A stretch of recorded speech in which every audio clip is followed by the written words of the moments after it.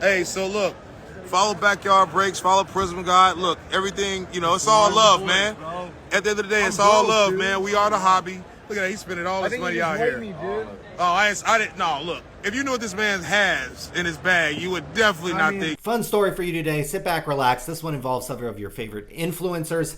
There's a little bit of rain outside today, so if you hear some background noise, I apologize for that. We didn't have perfect weather today. So a gentleman out of Italy named Enrico back in 2014 was trying to get some cards shipped back to him by essentially a BGS group submitter named Showrob. Showrob lived in California and had in his possession about 80 cards belonging to Enrico that were now in BGS holders. And these were some of the best cards you could own. Exquisite autograph cards of Michael Jordan, Kobe Bryant, and many more. I'll show many of them here. In 2014, these cards were worth tens of thousands of dollars. Today, the entire collection would be worth a small fortune. I have a 9-figure bank account. Somehow, when the BGS group submitter Showrob mailed these cards to Italy, the package was lost or stolen. When it was discovered the package was missing, the collector out of Italy posted a thread on the Blowout forum that is now over 30 pages deep, asking for help finding these cards. I'll post a link to that thread in the video description. You can Google it. The BGS group submitter Showrob followed a police report in California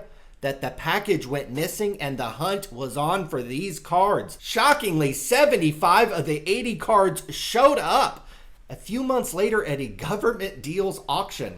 Here are some pictures of that auction. A postal worker on Blowout Forum was able to assist in getting the listing taken down, and because of the police report that was filed, the BGS group submitter was able to obtain these 75 cards from the government deals website. The collector in Italy, Enrico, was now able to fly to the United States and personally pick up 75 of the 80 cards that he thought were gone forever. But that is not the end of the story. What about the other 5 cards that were missing?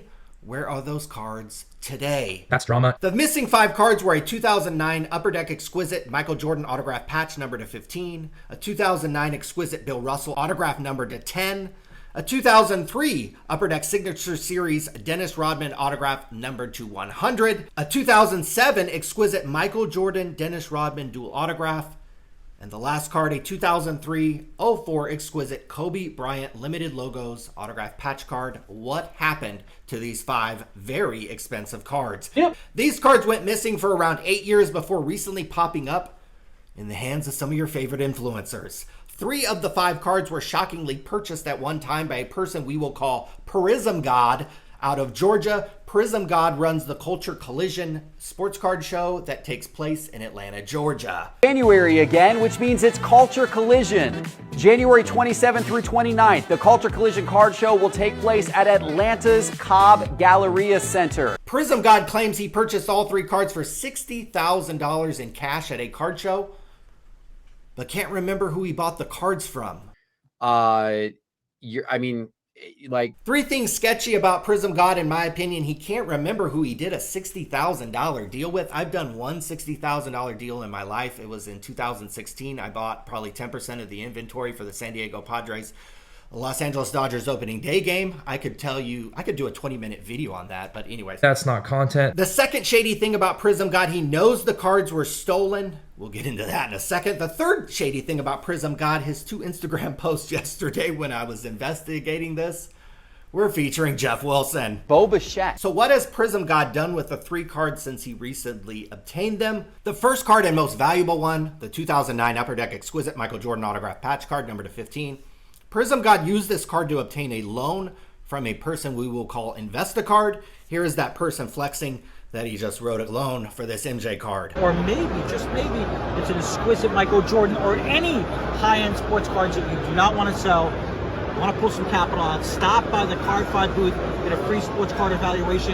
You'll get underwritten, get approved within minutes, and get funded right here at the show. About 3 months ago, Hobby Watchdog Card Porn called out InvestaCard for being in possession of this card, and it steamed InvestaCard up so much so that InvestaCard did a 15-minute Instagram video from Las Vegas in response to card porn, and here's a short clip of that. We run a real company here. We run a real business here. This is not a game, okay, that we play.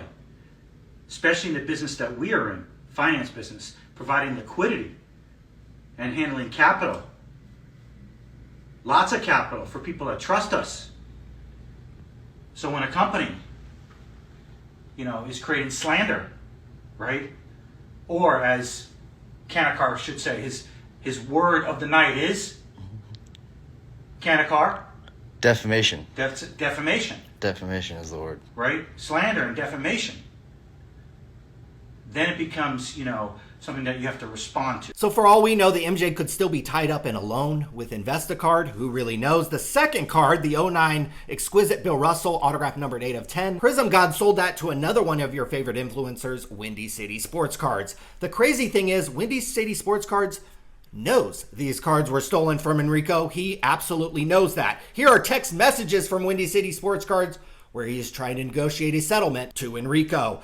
Quote, I talked to my lawyer and he said it might be better if I gave card back to Ralph, which is the real name of Prizm Gawd, and get my money back for the Bill Russell, unless me and you can come to an agreement in writing stating we've made things right and nothing can be done towards me if I keep the card.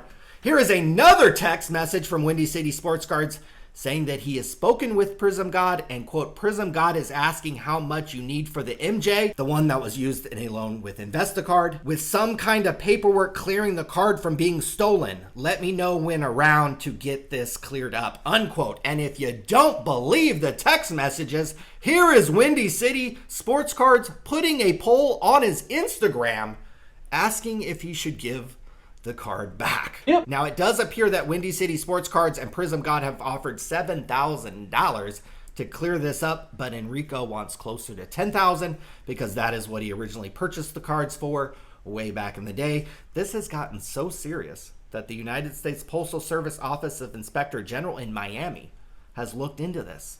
Unfortunately, many of the records from 2014, such as tracking numbers, are no longer kept by our government, so there's not much they can do on their end to legally take action, as their burden of proof is much higher than this YouTube channel, for example. You are not the person that I have ever thought about suing. The third card in question, a Dennis Rodman autograph, Prizm Gawd sold for $1,800, and the buyer of this card actually did reach out to the victim, Enrico, and make things right with a very, very small, low three-figure settlement to Enrico. But what about Prizm Gawd? What about Windy City Sports Cards? I did reach out to Prizm Gawd for comment. He did not respond before I made this video. What should Prizm Gawd, perhaps InvestaCard or Windy City, do with the stolen cards they have in their possession? We will find out. Yep. The fourth and fifth cards, a Michael Jordan Dennis Rodman dual autograph and a 2003-04 Exquisite Kobe Bryant limited logos autograph patch card, have ended up on your favorite selling website, PWCC.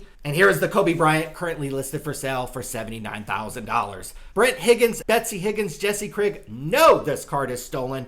They were forwarded the police report and know about this from 2014, but they have done nothing to help out in this case. There are a couple PWCC employees that I occasionally do hear nice things about, Eric Myers and the Real 27 guy.